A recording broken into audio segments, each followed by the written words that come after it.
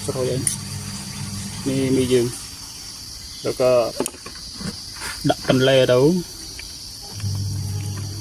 đặt tần tách ban này bằng cuốn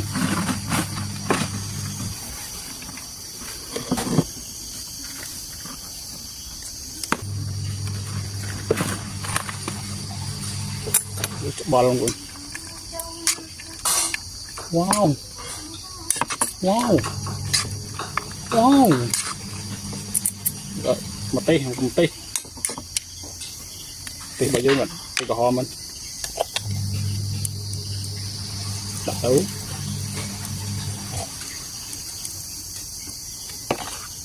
xếp score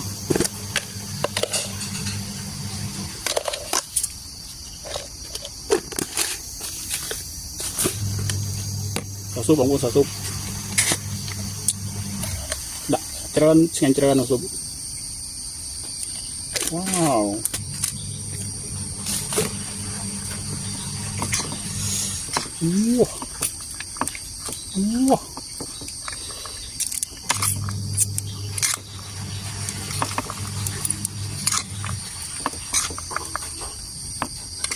khắp con le luôn khắp le tách